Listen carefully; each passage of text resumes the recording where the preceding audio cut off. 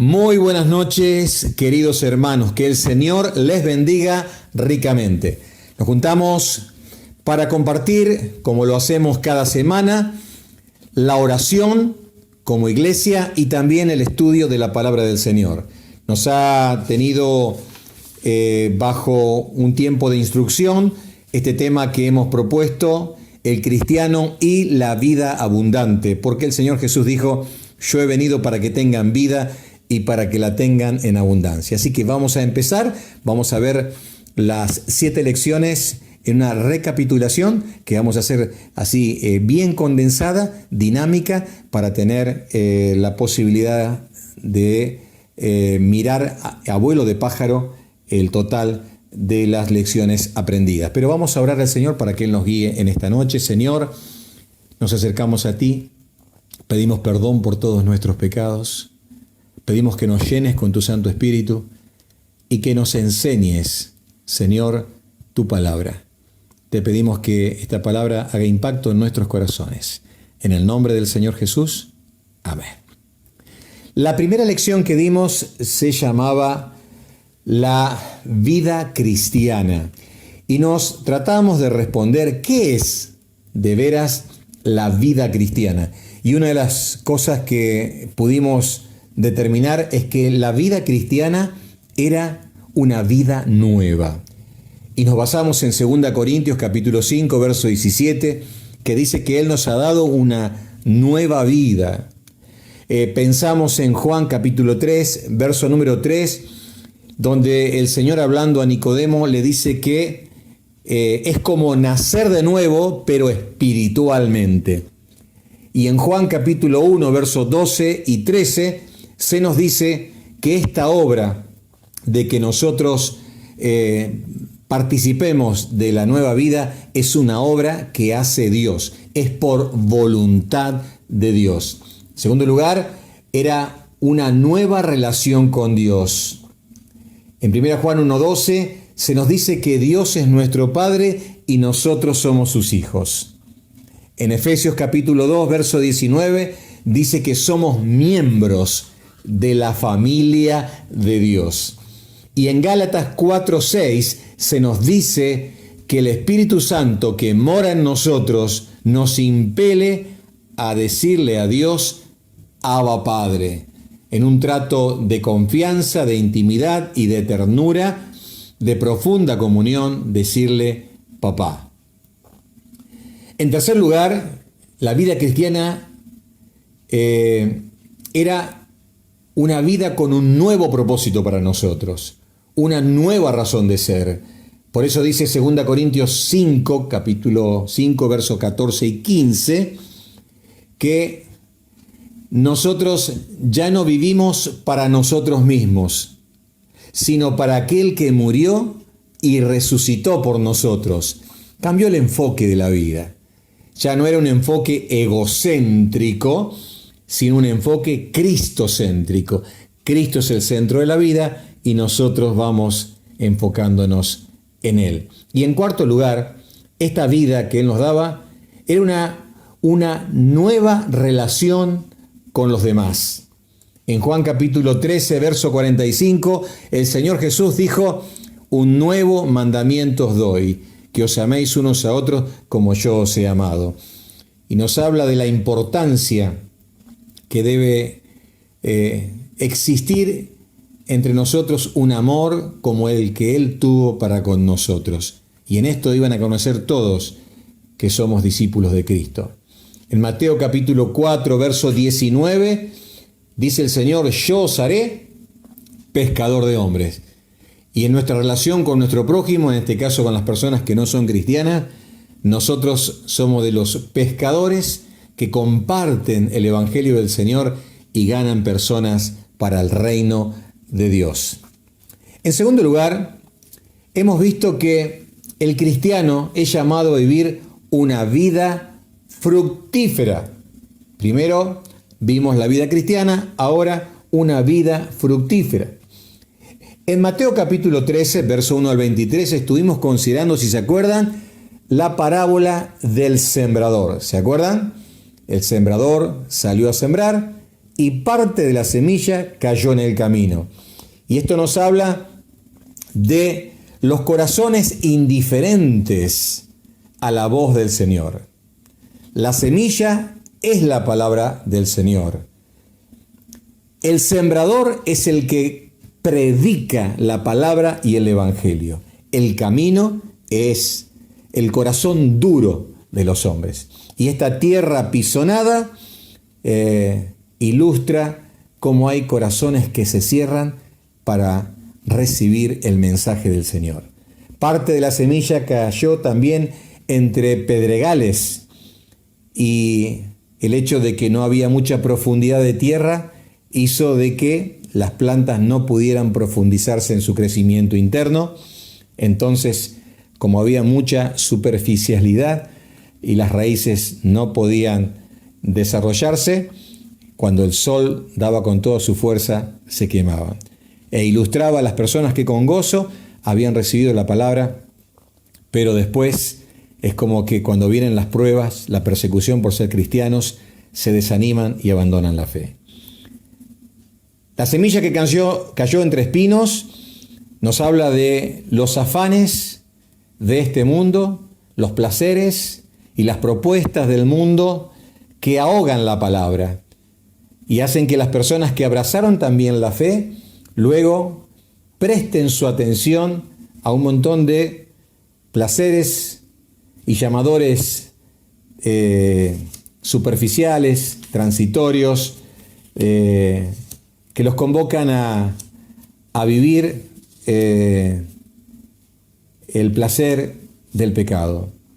Y entonces la semilla queda ahogada y no puede crecer y desarrollarse. Estos tres tipos de terreno ilustran el corazón de personas que por un lado se cierran o por otro lado es como que se entusiasmaron pero nunca tuvieron una experiencia de conversión y de salvación. Representa el 75% de los terrenos. Ahora hay una buena tierra. Esta buena tierra que recibe la semilla y que da fruto. Y dice la Biblia que da fruto a 100 por uno. Por cada grano nacen 100. Y da fruto, dice, a 100 por uno con perseverancia, dice el pasaje.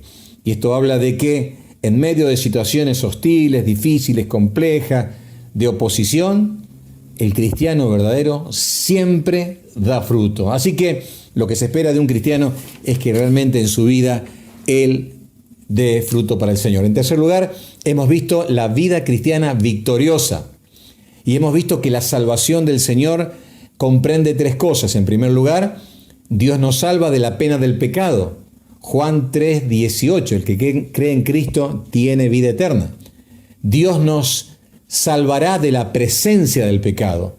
Filipenses 3:21 dice que Él va a transformar el cuerpo de la humillación nuestra para que sea semejante al cuerpo de la gloria suya.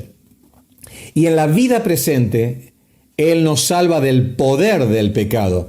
Y Judas 24 y 25 dice, el cual nos puede librar de caer en el pecado. Es decir, el Señor en nosotros nos da la victoria frente a las tentaciones que antes no podíamos vencer. Y estuvimos viendo Romanos capítulo 6. Y en ese análisis maravilloso vimos tres grandes cosas que suceden. Una en el verso 6, en el verso número 11, algo que tenemos que nosotros pensar y algo que tenemos que hacer en el verso número 13. En el verso número 6 se nos dice que debemos saber que nuestro viejo hombre fue crucificado juntamente con Cristo. Fue anulado su poder. Cristo ha neutralizado el poder de nuestra vieja naturaleza y literalmente ha muerto. En el verso 11 dice que debemos considerarnos muertos al pecado. Si nuestro viejo hombre ha muerto, tenemos que considerarnos vivos para Dios. Y en el verso número 13 dice que tenemos que presentar nuestros miembros a Dios como instrumentos para hacer lo que es justo delante de Dios. En cuarto lugar, hemos estudiado también la vida cristiana normal, como que es lo que se espera o se espera de un cristiano. Y consideramos el análisis de Juan capítulo número 15, donde se nos dice que el Señor Jesucristo es la vid verdadera. Se nos dice que el Padre es el labrador y que nosotros somos los pámpanos, los sarmientos, las ramas que llevan el fruto. Vimos, entre otras cosas, que Jesús es el que nos da la vida. Cuando nos convertimos es como que somos injertados en Él. Y la vida de Cristo se transfiere a nosotros. Nosotros vivimos por la vida de Cristo. Vimos que también el Padre, como el labrador, nos limpia. ¿Para qué? Para que llevemos más frutos. Esto significa de que irá cortando. Y esto muchas veces genera y origina algún tipo de dolor en nosotros. Pero saca las cosas que van estorbando. Las pruebas de la vida son instrumentos que Dios usa para ir limpiando nuestra vida, de tal forma que podamos dar más fruto para el Señor. Nosotros somos los que debemos llevar frutos. ¿Y cómo llevamos esos frutos? Permaneciendo en el Señor. ¿Y cómo permanecemos en el Señor?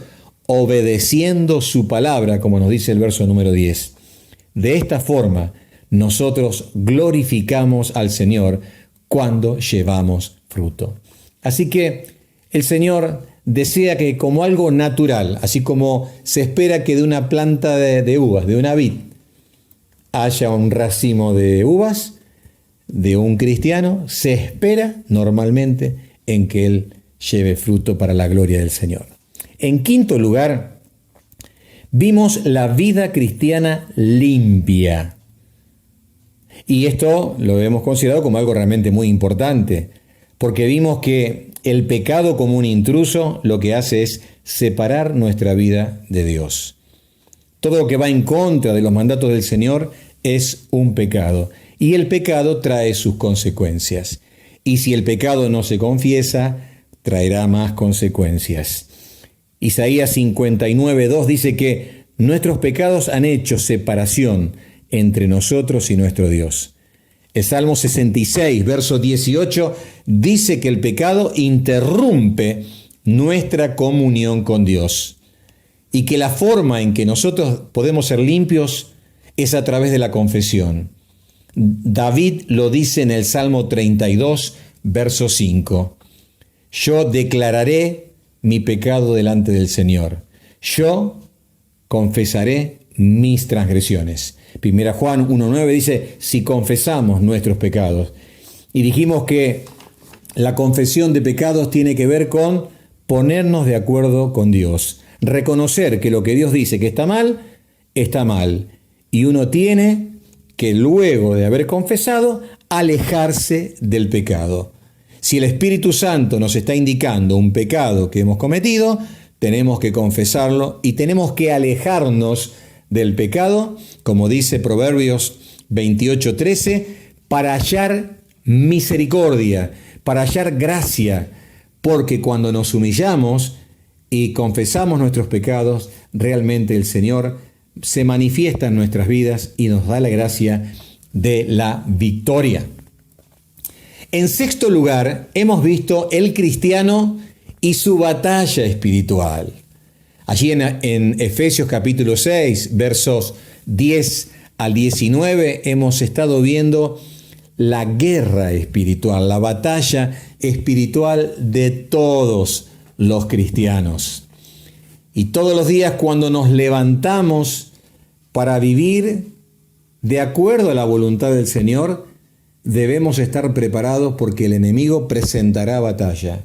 Nos atacará de diferentes lugares, a través de diferentes medios, porque su propósito es que nuestra vida se manche con el pecado. Y cuando eso sucede, se corta la comunión con Dios y estamos en un estado de vulnerabilidad para luego cometer otros pecados. Por eso el Señor nos dice a través del apóstol Pablo que debemos ponernos toda la armadura de Dios, no algunas piezas, sino todas.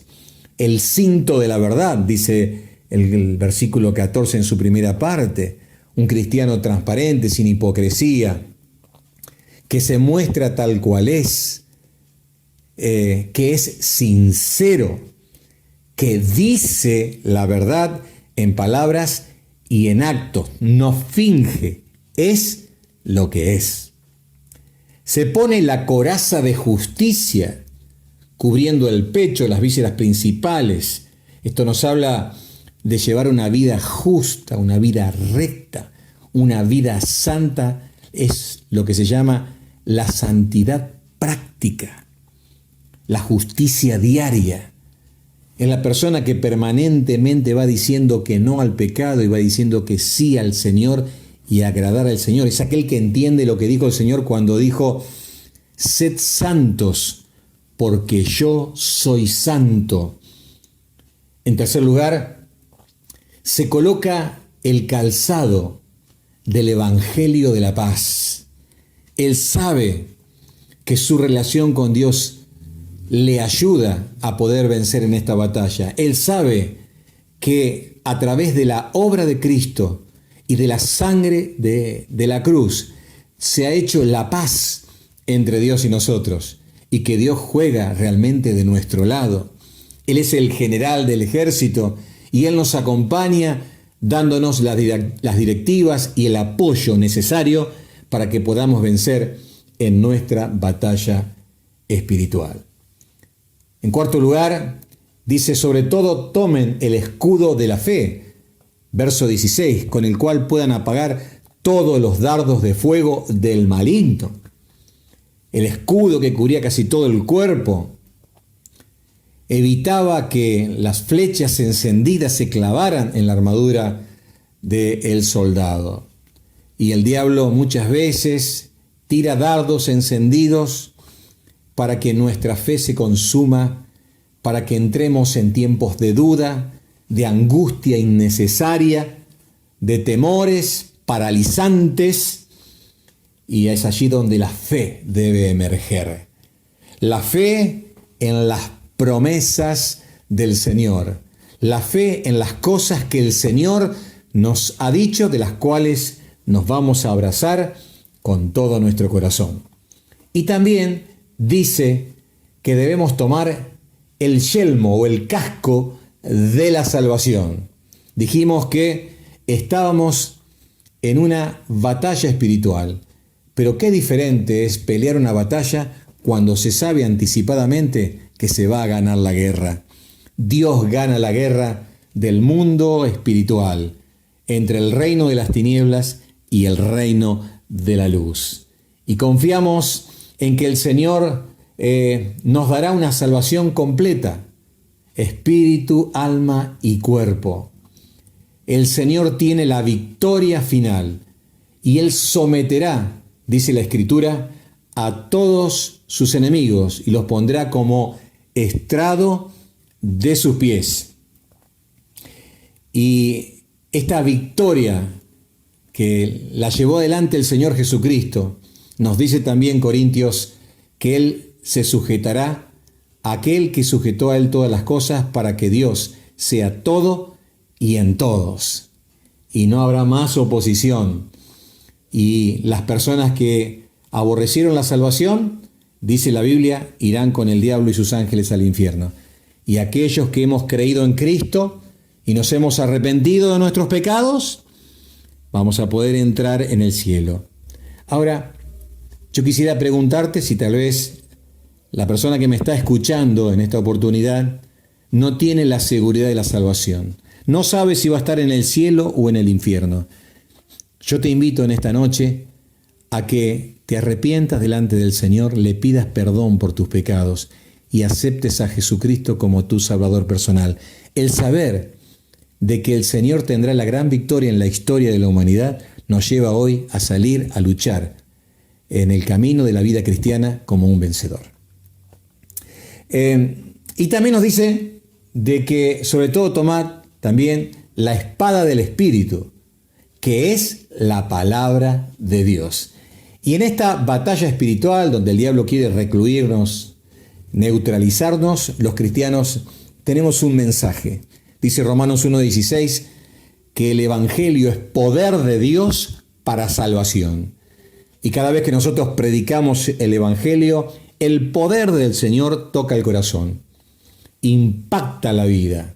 Así que la espada de Dios es penetrante como espada de dos filos y lo podemos usar en nuestras caminatas cristianas, compartiendo la fe mientras vamos viviendo la vida en este mundo. Y si de la palabra de Dios se trata, qué importante es que la podamos realmente conocer. Y al conocerla vamos a poder transmitirla.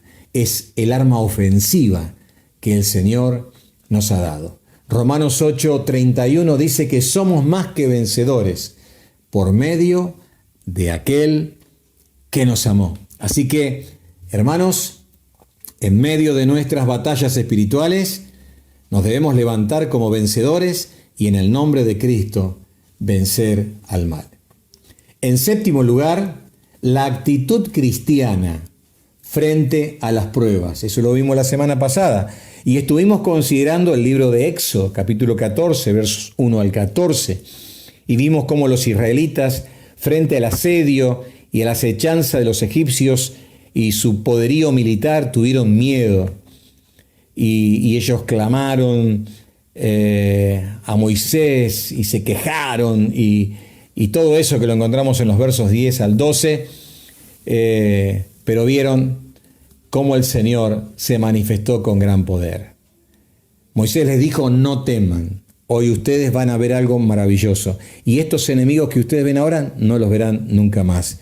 Y Moisés levantó su vara y las aguas se cerraron y cayeron sobre el ejército egipcio, y el pueblo de Israel fue liberado y Dios fue glorificado. Por eso en el verso 31 dice que temieron y creyeron. Temieron significa que honraron a Dios, lo respetaron a Dios y creyeron en el Señor al ver el portento, la manifestación de poder que el Señor había hecho. Estuvimos hablando sobre las bendiciones disfrazadas. Muchas veces las pruebas llegan a nosotros y nos sentimos avasallados, impresionados, atemorizados por cómo nos amenaza el desastre, el caos. Pero como sabemos que el Señor está por encima de todo lo que nos pasa, debemos saber que detrás de esas luchas, en el plan divino y sabio de Dios, hay bendiciones escondidas. Porque dice Romanos 8:28 que todas las cosas ayudan a bien a los que aman a Dios.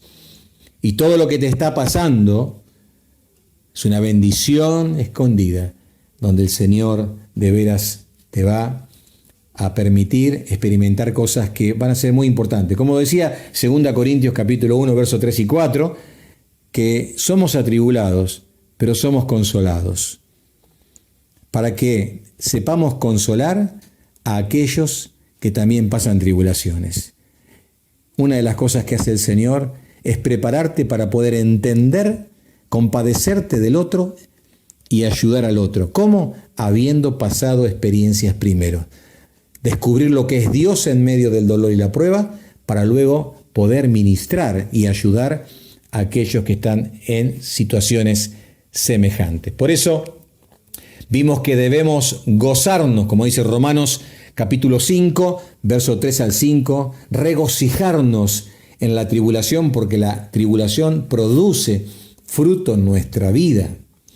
Y debemos, como dice 1 Tesalonicenses 5, 18, dar gracias en todo, como un acto de fe, porque esta es la voluntad de Dios para con nosotros en Cristo Jesús.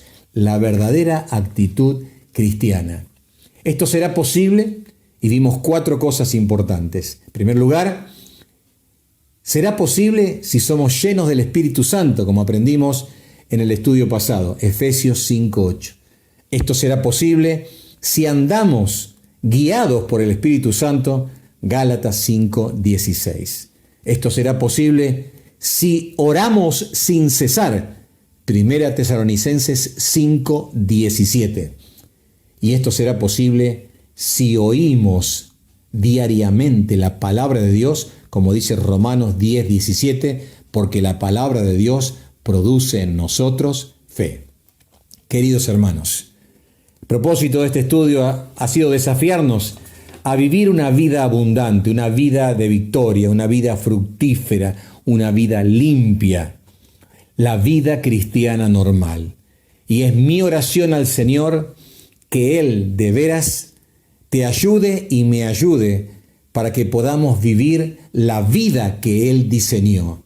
Y si Él lo diseñó y Él vino a vivir a nuestros corazones con su Espíritu Santo, significa que esto es posible, con su ayuda será factible hacerlo y vamos a poder experimentar la maravillosa vida cristiana hasta el día en que abramos nuestros ojos en la misma presencia del Señor.